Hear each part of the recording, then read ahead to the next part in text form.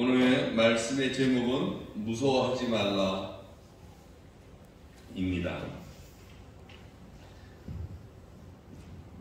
그리스도인들이 하나님을 대하는 기본 자세가 있다면 무엇이겠습니까?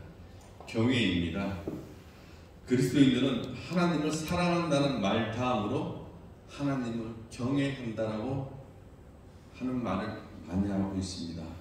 이 경외란 공경하고 두려워하는 것이라 할 수 있습니다. 그리스도인들이 하나님을 공경하는 것은 이해가 되는데 두려워하는 것은 쉽게 이해가 되지를 않습니다. 하지만 이스라엘 백성들의 모습을 들여다보면 그들이 하나님을 두려워하는지를 이해할 수가 있습니다. 이스라엘 백성들이 애굽 땅에서 400년간 종살이할 때였습니다.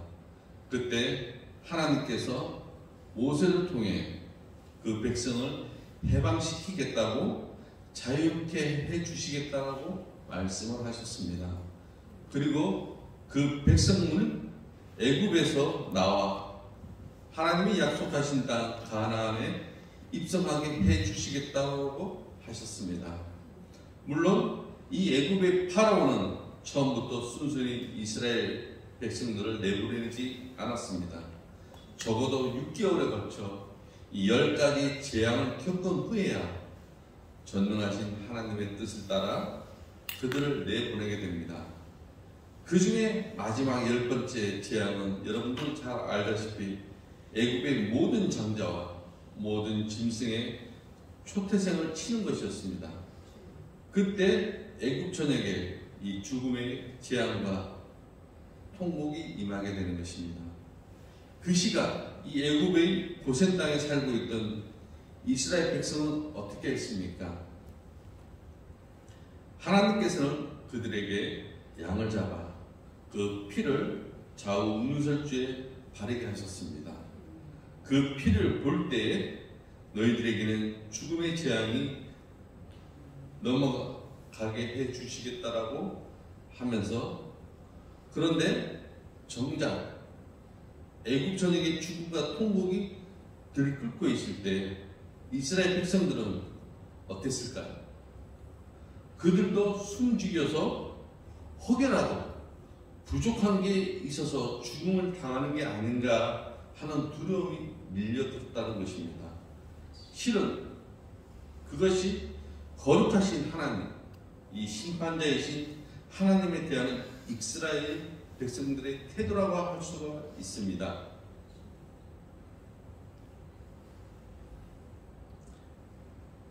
전능하신 하나님에 대한 두려움과 경외심이라고 말할 수가 있겠죠. 그런데 그들은 두려움에 거기서 끝나는 게 아니었습니다. 이스라엘 백성들이 출애굽한 시내 광야에 있을 때 또 모세가 시내산에 올라가 십계명을 받아오게 됩니다.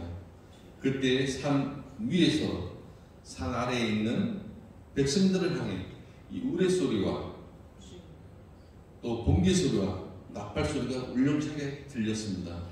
하나님의 임재 가운데 나타나는 현상들이라 할 수가 있겠죠. 그것은 인간이 내는 소리가 아니라 이 이스라엘 백성들은 사시나무 떨듯 벌벌 떨어버리게 됩니다. 하나님이 거룩하신 임재 앞에 죄를 올진 자신들이 죽을 줄도 모른다는 두려움 때문이라는 것이 출애굽기 19장에 나와 있습니다. 그때 그들이 모세에게 이렇게 말을 합니다.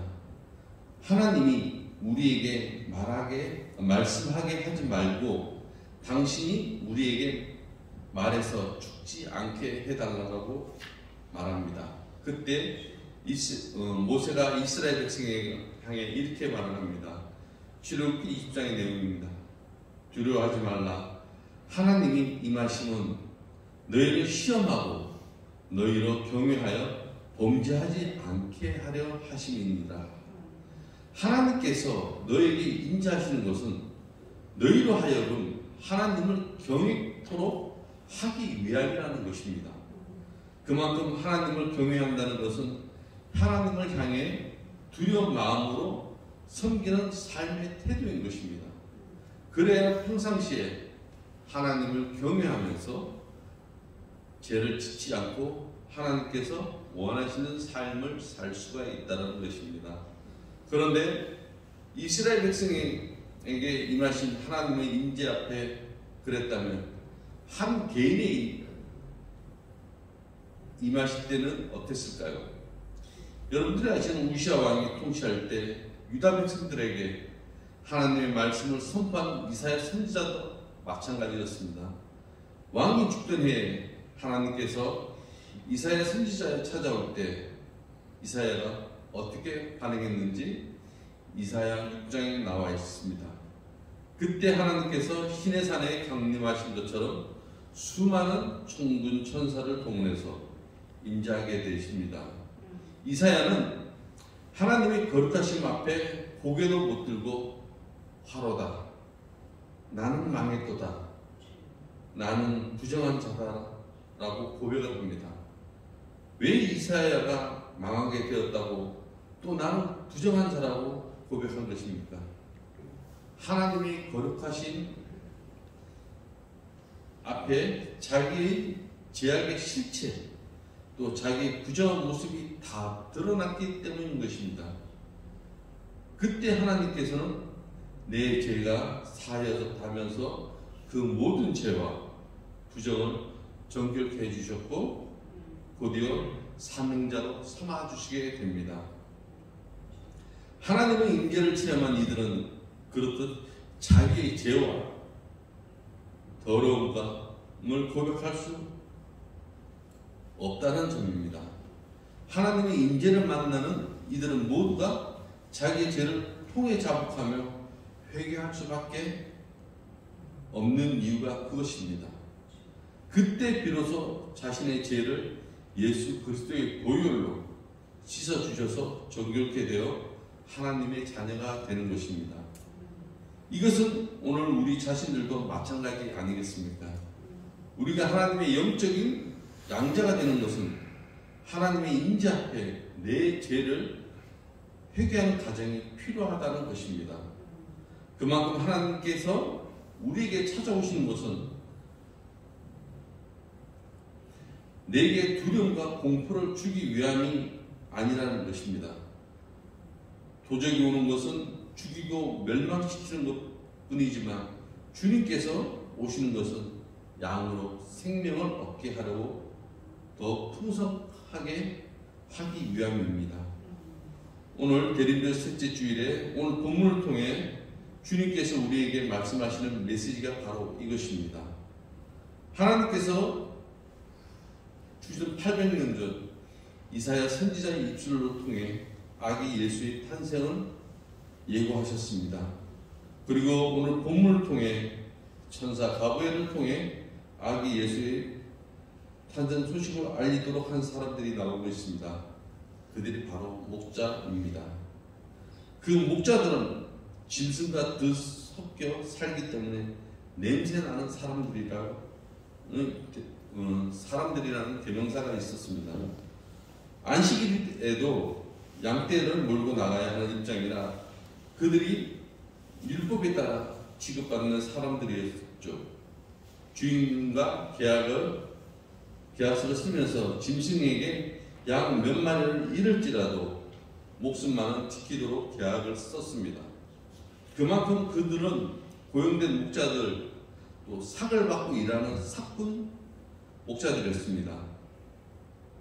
문제는 짐승에게 양을 약탈당하지 않았어도 몇 마리의 양들을 빼돌렸던 게 그들의 간행이었습니다. 심지어는 양이 새끼를 출산할 때도 양 그 몇 마리를 빼돌리는 게 다반사였는데 대부분 주인들은 눈을 감아줬고 바로 그런 이유가 자기 목숨을 담보로 양을 지키던 그 당시의 삭군 목자들은 이 세리와 창기처럼 취급을 받았습니다. 그러니 유대 사회에서 누가 그들과 손을 잡고 또 누가 그들을 항암하며 살았겠습니까? 하지만 하나님께서는 사회적으로, 문화적으로 또 종교적으로 이 죄인 취급받던 그들에게 아기 예수의 탄생 소식을 맨 먼저 알려주셨다는 사실입니다. 누가 봐도 율법을 잘 지키는 이 바리새인과 또 사두개인들에게 그 소식을 알려주셔야 되는 것 아니겠습니까? 또 누가 봐도 이 안식일에 제사를 드리는 대제사장에게 먼저 그 소식을 알려줘야 하는 것 아니겠습니까? 하지만 하나님의 관점은 율법적으로 자기의 의에 사로잡힌 자들이 아니라 스스로 죄인임을 아는 자들에게 찾아가신 것입니다. 이것은 지금도 마찬가지입니다. 지금도 하나님께서 찾아와 만나주시는 사람은 교만한 사람이 아니라 겸손한 사람들입니다. 하나님께서 인자하시고 격려해 주시는 사람들은 자기 스스로를 죄인을 고백하며 주님을 의지하는 사람들이라는 것입니다. 우리 자신도 마찬가지겠죠.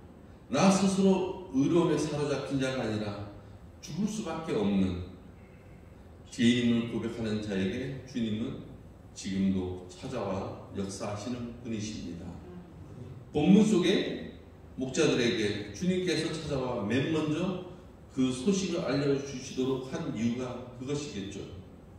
오늘 본문은 하나님께서 광채를 둘러주실 때 그들이 보인 반응에 관한 말씀입니다. 오늘 본문 9절에서 10절의 말씀을 다시 한번 읽어보겠습니다. 다 같이 읽겠습니다. 주의 사자가 곁에 서고 주의 영광이 그들을 두루비칠 때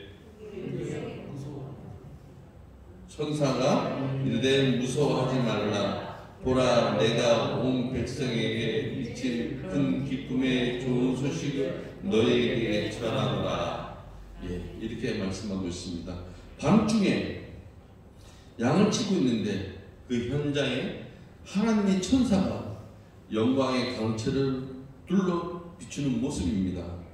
그러니 그 목자들이 그 밤에 얼마나 두렵고 놀랐는지 무서워했다고 증언해 주는 것입니다.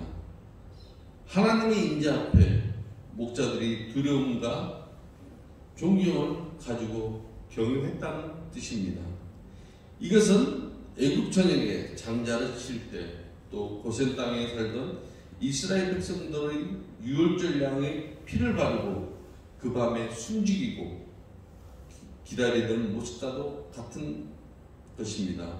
또한 시내산에서 하나님께서 모세에게 율법을 줄 때 그때 우레와 번개, 나팔 소리가 가득할 때의 두려움에 떨고 있는 모습과도 같은 모습입니다. 또한 이사야 선지자가 성전에서 하나님의 인재를 볼 때 화로다, 망하게 되었다, 내가 죄인이다 하는 모습과 같은 모습입니다. 본문 속의 목자들도 자신들이 죄인임을 알기에 하나님의 인재 앞에 두려워서 벌벌 떤 것이었습니다. 죄로 올라진 자신들에게 거룩하신 하나님께서 인자하자 자신들의 죄가 모두 드러나서 두려워했던 것이죠. 여태껏 양의 주인을 속인 죄악들, 또 안식일을 지키지 못한 죄악들, 그 죄악들을 하나님께서 다 아시기 때문에 두렵고 떨었던 것입니다. 실은 이것이 우리 자신에게도 나타나야 할 모습이 아니겠습니까? 예배당에서 하나님께 예배드릴 때 거룩하신 하나님의 임재 앞에서 내 죄를 토해내는 모습 말입니다. 또한 하나님께 기도할 때 거룩하신 그분의 임재 앞에 내 죄의 더러움과 탐욕을 낱낱이 고백하는 말이죠. 그런 과정을 통해야 진정한 하나님의 자녀로 거듭날 수 있는 것입니다. 본문의 목자들이 두려워했다는 의미가 그것입니다. 우리도 주님의 임재 앞에 그런 경외심을 갖게 하시는 주님이신 줄을 믿습니다. 그러기에 오늘 본문을 통해 주님께서 우리에게 베푸시고자 하시는 은혜가 무엇입니까? 주님께서 우리가 주님의 인재를 모셔드릴 때 우리의 죄와 더러움을 토해내는 은혜를 베푸신다는 것입니다. 그래서 이 시간 주님께서 우리에게 각자에게 성령님의 음성을 통해 그렇게 말씀하지 않겠습니까? 사랑하는 아들아, 사랑하는 딸아, 주의 임재 앞에 모든 사람들은 다 자기 죄악을 토해내고 회개하며 주의 임재를 모셔드리지 않더냐. 애굽의 고센 땅에 살던 이스라엘 백성들도 하나님의 임재 앞에 두려움에 벌벌 떨면서 경외하지 않았더냐. 시내산에서 모세가 율법을 수여받고 내려올 때 하나님께서 강림하실 때에 그 백성들이 두려움에 벌벌 떨지 않았더냐. 이사야가 하나님의 성전에서 하나님의 임재를 모셔드릴 때 자기 죄를 토해내며 부정한 자라고 고백하지 않았더냐. 본문 속의 목자들도 하나님의 영광의 강차 앞에 모두가 두려움과 존경함으로 하나님의 임재를 모셔드리지 않았더냐. 그러니 내 사랑하는 딸아, 내 사랑하는 아들아, 너도 주님께서 너에게 찾아오실 때 너의 죄악과 부정함을 토해내며 주님을 모셔드려야 하지 않겠느냐. 내가 예배당에 나와 예배할 때 주님의 거룩하신 임재를 모셔드리기 전부터 너는 너의 죄악을 토해하며 회개해야 하지 않겠느냐. 네가 기도할 때 세상에 때묻고 더러운 탐욕으로 가득 차 있는 너의 내면을 주님 앞에 낱낱이 토해내야 하지 않겠느냐. 너도 이스라엘 백성들처럼 이사야처럼 또한 목자들처럼 너의 죄악과 부정함을 모두 토해낼 때 진정한 주님의 임재를 만날 수 있지 않겠느냐. 내가 주님의 임재를 통과할 때 너의 죄악을 다 쏟아내며 회개할 때 진정한 하나님의 자녀로 인쳐주지 않겠느냐. 바로 그것이 중생의 체험이요 성화의 첫 단계로 나아가는 길이지 않겠느냐. 여러분, 덫에 걸린 동물을 구제하는 프로그램을 본 적이 있습니까? 그런 동물들이 공통적으로 보이는 반응이 있습니다. 자신을 구해주려고 하는 사람을 오히려 두려워하는 모습이 그려지는 것입니다. 왜 그렇습니까? 이미 겪은 상처로 인해 두려움이 앞서기 때문입니다. 심지어는 구해주려는 사람의 손까지 물려고 합니다. 구원을 방해하는 가장 큰 적이 무엇인지 알 수 있는 것 아니겠습니까? 죄로 인해 두려움이 구원에 가장 방해하는 요인입니다. 그만큼 우리의 구원자 되시는 주님 앞에 내 죄도 또한 내 추함도 내 연약함도 모두 내어 맡기는 게 중요한 것입니다. 그때 비로소 주님의 평강이 우리 안에 가득 차기 때문인 것입니다. 본문 속의 목자들에게 성령님의 강체가 둘러비칠 때 그들도 속에 있는 죄와 싸울 수 있었겠구나 하는 것을 우리가 알 수 있습니다. 그래서 두렵다고 벌벌 떨 수도 있었겠구나 하고 생각할 수도 있겠습니다. 그러나 그때 어떻게 하는 것입니까? 사도 바울도 그렇게 고백한 바가 있습니다. 로마서 7장 22절에서 24절에 보면 오라 나는 공고한 자로다. 이 사망의 몸에서 누가 나를 건져낼 것인가. 내 속사람으로는 하나님의 법을 즐거워하지만 내 속에서 다른 법이 내 마음의 법과 싸워 나를 사로잡는 것을 보는도다. 사도 바울은 자신의 속에 있는 죄악의 속성과 싸워서 이길 수 있는 길은 예수 그리스도밖에 없다라고 고백하는 것입니다. 그만큼 영적으로 싸울 때 그분의 은혜 앞에 더 나아가 예배하고 기도하는 것밖에 없다라는 것입니다.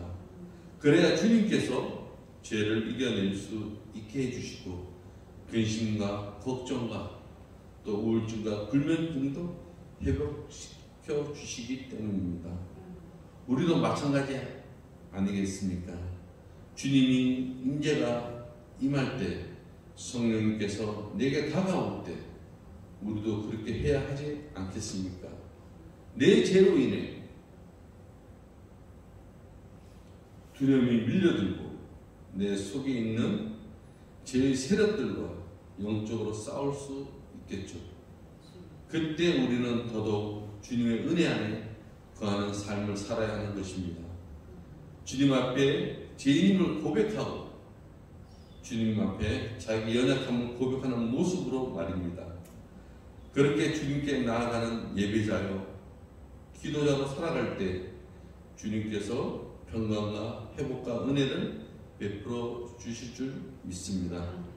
사랑하는 성도 여러분, 예수님께서 이 땅에 오신 것은 양으로 생명을 얻게 하고 더 풍성하게 누리게 하기 위함이십니다.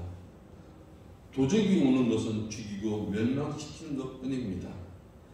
영적인 흑암의 세력은 믿는 자를 넘어뜨리고 죽이고 멸망시키기 원하지만 우리 주님은 저와 여러분들을 영생을 얻고 더 풍성케 하시기 원하시는 아버지이십니다. 주님께서 우리에게 찾아오시는 이유도 주님께서 임재하시는 이유도 그것이 아니겠습니까? 주님께서 우리에게 찾아오고 임재하실 때 우리는 죄로 토해낼 수밖에 없는 존재들입니다.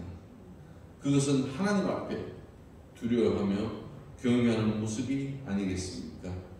그렇게 하나님을 경외할 때 하나님께서는 죄사함을 은혜와 또 평강을 불어넣어 주시며 아버지이신 줄 믿습니다. 애굽의 이스라엘 백성들도 또 시내산 아래의 그 백성들도 이사야 선지자도 본문 속의 목자들도 모두 마찬가지 아니겠습니까? 오늘 우리 자신이 주님의 임재 또 성령님의 임재를 맞이할 때 우리도 내 속에 죄의 세력과 싸울 수 있습니다. 그때 우리의 연약함을 주님께 내어 맡길 수 있길 바랍니다.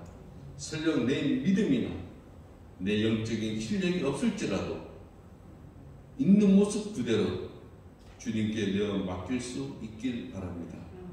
그때 주님께서 약한 나를 더더욱 강하게 하시고 성령님의 의지하는 우리에게 평강을 더해 주실 줄 믿습니다. 그와 같은 은총이 풍성할 수 있기를 주님의 이름으로 축원합니다. 아멘. 기도하시겠습니다.